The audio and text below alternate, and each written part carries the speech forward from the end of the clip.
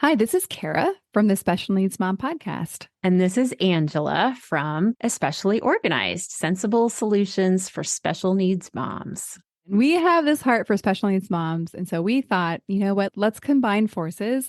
And we have come up with what we're calling the Purge Party. And you can pretty much guess what it is. It's a party where we're going to come together and we're going to purge or, in general, accomplish a goal, a small goal together.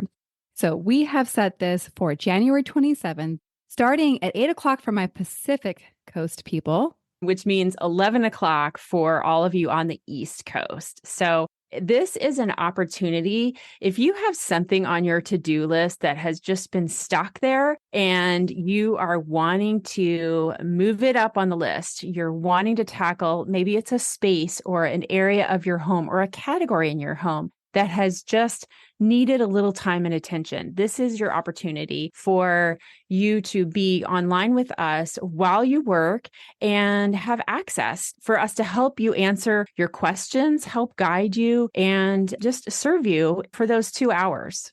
Yeah, exactly. And I think you can tell like what we've designed is just this very high level of support for that project that you just haven't been able to tackle on your own. The thing that we are envisioning is that you get to leave this purge party feeling so accomplished because you did the thing. You started the year off getting that thing done that you were stuck on last year. And so it's a momentum builder, if you will. You can go ahead and sign up. We have a link ready for you, and we are offering this for $40 for the whole experience. Absolutely. And we hope you'll join us. I think it's going to be really fun. It's going to be a great group of moms of special needs kids. So we all get each other. We all have an understanding of what it's like to have something on our to-do list, but just we haven't been able to tackle it yet. So I hope that you will join us. We're super excited to bring this to you, and we are thrilled to work with you. All right. We'll see you all there.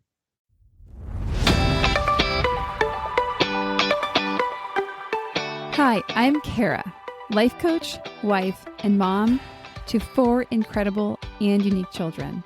It wasn't all that long ago that my son received a diagnosis that had my world come crashing down.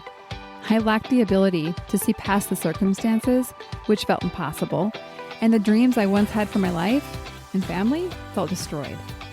Fast forward past many years of surviving and not at all thriving, and you'll see a mom who trusts that she can handle anything that comes her way and has access to the power and confidence that once felt so lacking. I created the Special Needs Mom podcast to create connection and community with moms who find themselves feeling trapped and with no one who really understands. My intention is to spark the flare of possibility in your own life and rekindle your ability to dream. This isn't a podcast about your special needs child. This is a podcast about you. If you are a mom who feels anxious, alone, or stuck, then you are in the right place. Welcome. Well, hello there, and welcome to the Special Needs Mom podcast. As I'm recording this episode, I am deep in vacation preparation mode, and I have been for a little bit. And so today, this is funny, I was procrastinating all day long about recording this podcast. And it was kind of a good kind of procrastination because I got a ton of stuff done that I wanted to do. It was actually on my to-do list, but it's like I was doing everything else before this. And so here we are, I'm finally here. One of the things I often do when I'm trying to focus is I will put music on and I will chew gum. I don't know, it just helps me get in like this focus, I guess. And I went through 3 sticks of gum. Normally I'm good at 1, but I just kind of kept having to restart myself. So here we are. We're going to talk about getting away and vacationing, but more specifically, we're going to talk about addressing some of the major gaps that happen or that are leading to us not enjoying time with our family. And or being really resentful or upset because things don't go how we think they should or how we wish they would. And you know what? Let's be honest. Managing our children's disabilities on vacation can be tricky. For a family like ours, for instance, we have 4 kids with 4 different abilities and desires. And so that's a lot of needs and desires to manage. So what I want to put in your mind is that the conversation that we're going to have today is really about putting you in a good space. So this is for you first. And yes, it's going to directly impact and benefit your child. I have no doubt about that. But really, it's starting with you. And so the start of this is really being responsible for what you create, owning it as yours, taking the reins because you can, and recognizing that you're the only one that can shift the experience that you're having. And I really want to emphasize that the work that we do here in this space as moms to understand where we're at, create some awareness, and perhaps intentionally move out of some default ways of being into some more intentional ways of living that are more in line with what we're really committed to. That if we don't really do this work, we can try really hard to shift the experience we're having with our kids. But ultimately, it's like selling something that you don't believe in. We really got to look under the hood here and understand what's going on so that we can effectively show up how we want and how we're telling people that they should, like our children. Who's guilty? Raise your hand. Who is guilty of telling somebody else to do something that they don't do? I'm guessing all of us. It's so easy to recognize for somebody else, hey, you should go drink some water, or you should rest, or you should do whatever these things are. And we recognize like, oh, but we don't actually do those. So here's what we're looking at is we're actually owning, okay, I got to believe in what I'm selling here. You know, you believe it when you're living it, when you're doing it. So I really want you to be honest with yourself about the 3 points I'm going to bring. Allow yourself just to wonder, am I willing to let some of this stuff go?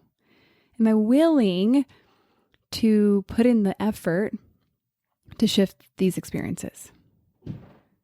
My guess is you're already working really hard. And I want you to consider that what I'm asking for you to do, it's actually no more effort. It's no more work. It's just shifting where you're putting your effort and work.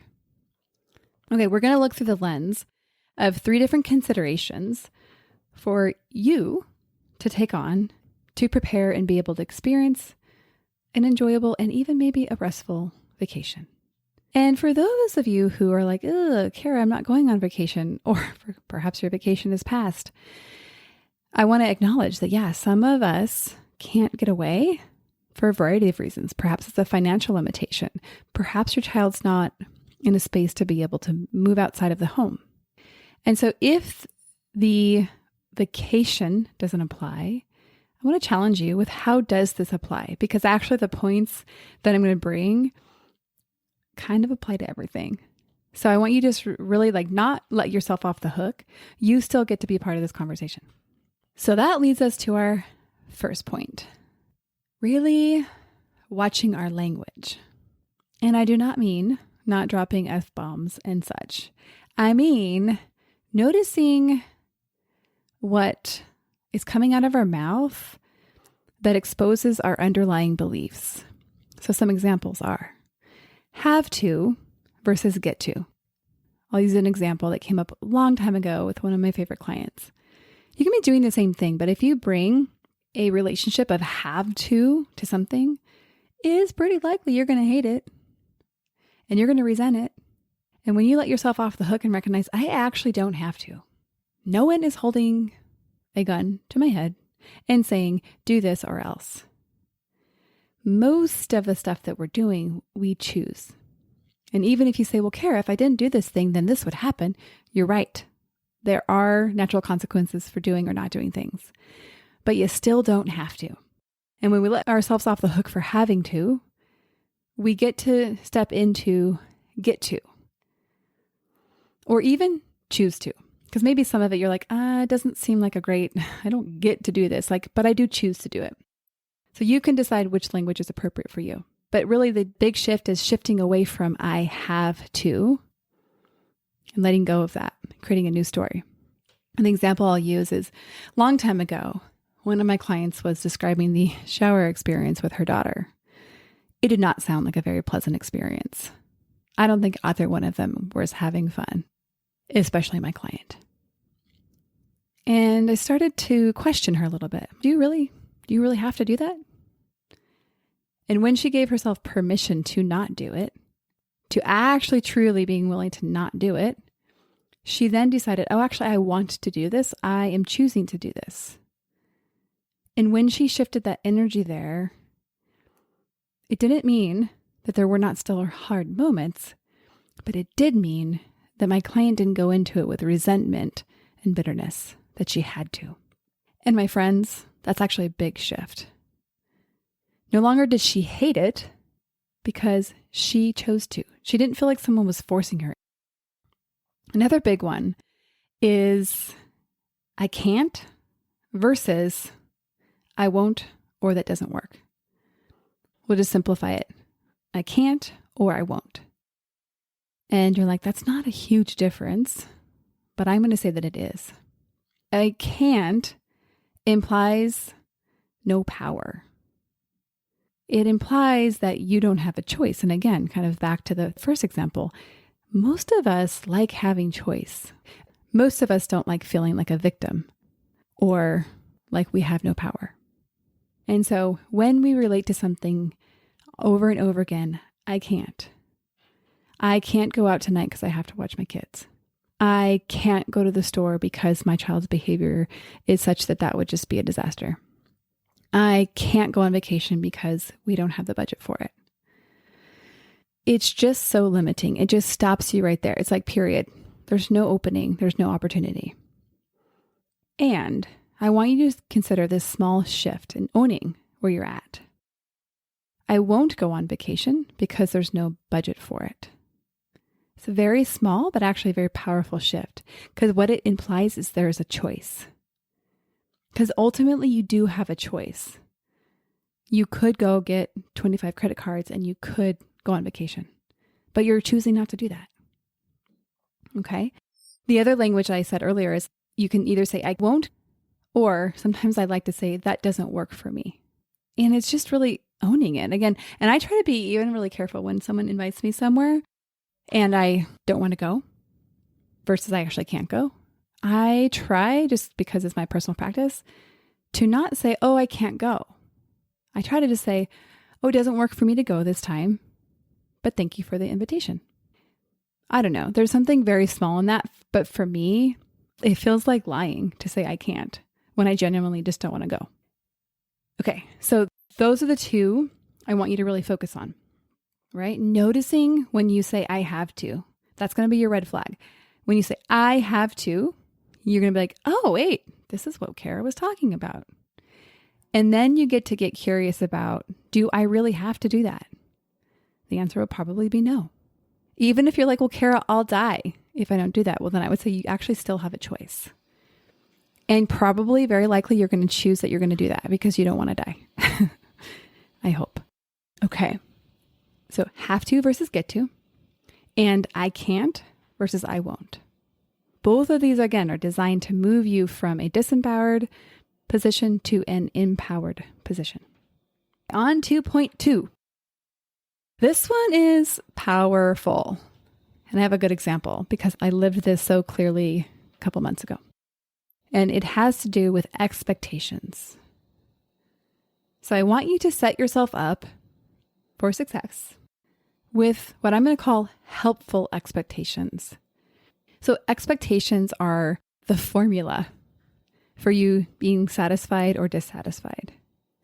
The example I want to give is for those of you that are regular listeners, you'll probably remember that end of May, we had a hospitalization that started out with a visit to the emergency room because I needed to get my son help. And that was where we were starting. But it wasn't an emergent situation. Like it wasn't like, oh my gosh, we have to get here now. It was like, I'm choosing to come here because this is the way that we're going to get help. And so I had a expectation that we would wait for a very long time. Like I almost had this unlimited capacity to be with waiting because I expected that we were going to be waiting. And I have enough point of references for the ER that like waiting is the game. Like the hospital is a waiting kind of space. And so I just feel like I put myself in a place that waiting's not a problem. That's not too long. We don't need to get out of here. Like, we set it up that we don't have to worry about leaving because we're going to be here till we get help. So that is the expectation that I created for myself and my son. I mean, I couldn't create it for him, but I set the tone. And so I look back, and actually we were in the MRI machine. He was in the machine. I was in the room witnessing and supporting him for 3 hours. And at the time I had no access to like the time. So I actually didn't know how long it was going to be. And I love this example because I'm like, wow, I sat in a chair in a cold room with a book I really wasn't that interested in for 3 hours. And it was fine. Wasn't upset. I did get a little bit like, wow, my back hurts and I'm kind of feeling a little bit antsy, but it didn't have the chatter in my brain of like, this isn't right. I can't believe it's going this way. And all the things that could potentially come up when we would be kind of not having the expectation of waiting, or a different expectation, if you will. So that's an example that I lived recently that really is just, for me, it's so clear on the power of how we set ourselves up for expectations. So if you do happen to be going on a vacation or any sort of traveling with your child, I think it'd probably be a realistic expectation to not expect to sit on the beach and read a full novel. You're probably going to have to watch children and get up and be asked for food and have to re-sunscreen and do all the things.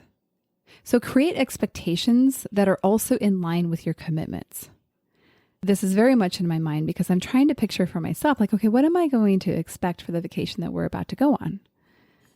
I am going to expect some rest because I have the privilege of having my husband where I can be like, hey, babe, so I'm going to go off for a minute by myself. Yeah, you got the kids? Okay, good. So that is an option for me. I can have the expectation that I may get some solo time to myself and I may get to read my novel a little bit. But when I'm with my kids, my expectation is that I am with them. Hands are full. And that actually has been the experience of my summer so far. I've been basically non-existent on social media. And the reason is my hands are full. I'm like with my kids. And when I'm not with my kids, I'm with my clients. And when I'm not doing either one of those, I'm like, I'm tired. I'm just going to like vegetate right now. Let's move on to the third point. And this one was kind of fun, actually. So this one is what I'm calling co-creating, creating what works for you and your child/family. This one actually was generated because my husband and I were in conversation about anticipating some of the challenges with my son's physical disabilities as well as medical challenges as it relates to the vacation we're going on. We happen to be going to Hawaii. And a lot of the activities that, like if we just look at my husband and I and my other children, well, some of my other children, we would want to do a lot of hiking or even just light walking to more remote places. And that is not an activity that we can do as a whole family. Our son, Levi, is astutely aware of when he is not able to do what others around him are doing. And he has a lot of feelings about that. I think as we've moved into adolescent years, that has been one of the challenges. It's not like new, like we haven't had it in the last year or so, but it's a part of the stage that we're at that is a hard part for me currently to parent. Because he's not wrong. He is not able to do some of the things that his siblings do. And so I think what we realized when my husband and I were talking is that we're going to have to bring a lot of intention and kind of pregame to how we set this up. And so this has a little bit of language in it, like in terms of, I think that we are going to have to be very, very careful to not say, oh, we can't do that because he can't do that. Because that, just like the language I referred to in point 1, as I mentioned, like it just has no power in it. It's just like, thumbs down, boo. And so we, I think, with a little bit of crafting ahead of time, can create something that works for both of us. And the language that we're going to try to use is creating what we're going to call option A and option B. And so I don't know which one A or B will be, but option A will be a more physically based activity.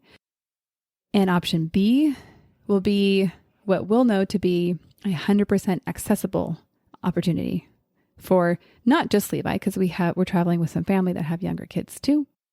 And so we're going to create options so that Levi can choose into something. It's not going to be perfect, right? Like he might see through like, well, I can only do that one, so I'm going to choose that one. So I get that this is not perfect, but I think this is a good start. And I think for us, in knowing that we're going to create option A and option B, it's going to require my husband and myself to really look at what we're planning. And the word co-creating is really co-creating what works for our family and which activities we're going to do as a unit, as a family of 6, or with my extended family who's going to be there, and what we will break off into, we'll call them pods to do. Because we do have, like I said, some family going with us, which I think is going to be really, really fun, but also could potentially exacerbate the differences in Levi's abilities. Because even though some of the other children we're going with are younger, the nature of Levi's disabilities, these people have more physical abilities than Levi does. So those are some of the challenges that we are kind of looking at and really trying to co-create. And a question that I'm going to be using to guide myself is, given the situation, what works for me? And then by default, for my child. And the reason I like this question is because I want to enroll myself in liking the activity that I'm doing. Because I want you to picture this. If I feel like I'm getting left out and have to stay with Levi or stay back with Levi because everyone else is going on this other activity, then I'm not sure if I'm going to be the most fun mom to be with. I'm going to feel like, again, that language, I can't go on that because I have to care for Levi. And so the question for me is, given the situation, what works for me is to prompt me into, what do I want to do? How can I create something that I want to do with my child? And it may take some effort sometimes to come up with it, but I'm confident that we'll figure it out. We'll figure it out together. And I'm also not expecting myself to do it perfectly. I might feel disappointed sometimes that I am having to create 2 options for everything. And I will allow that disappointment and give myself what I need in those moments. Okay, so as you know, ladies, it is hard. This is not an easy thing. And so let's not pile on hard on top of hard. Let's not pile on judgment or, like I mentioned earlier, the language that leads to powerlessness. Let's not pile those on what already is a little bit tricky. And so if you're like, I'm not quite there with you yet, Kara. I see what you're saying, but I'm still just stuck in the I can't and I'm a little pissed about it. Or I just don't see a way. I kind of see what you're talking about, but I just don't see a way that both I can have an experience that I want and I can support my child. So wherever you are, I want you to know you're okay. I got you. The best place to start is exactly where you are. I just think it's so important that you don't judge yourself if you are not perhaps at the place where you're asking the same questions that I'm prompting.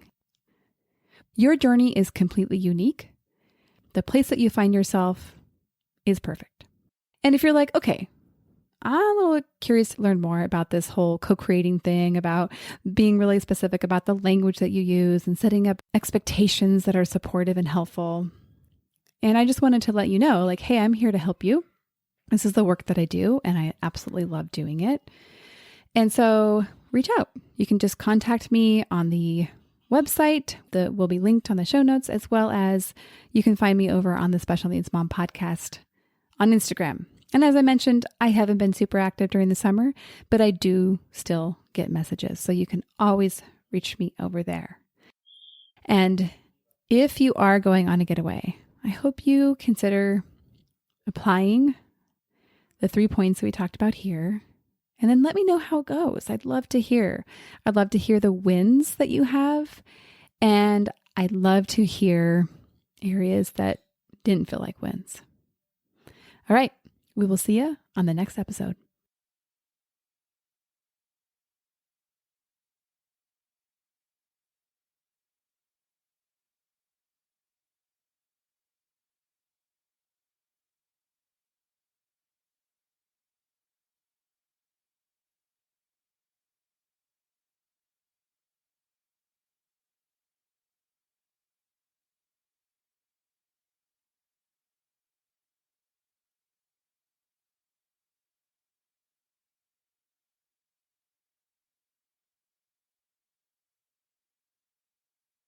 One more thing before we officially wrap up this show.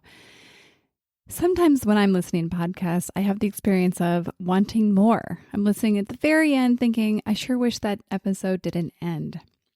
I invite you, if you feel in any way the same way, I invite you to the Special Needs Mom podcast community, which is a free group that I host on Facebook, where we as a community of fellow moms who listen to this podcast and are experiencing life in similar shoes, get to talk to one another, get to share stories, get to actually interact. I hope you'll consider joining. See you over there.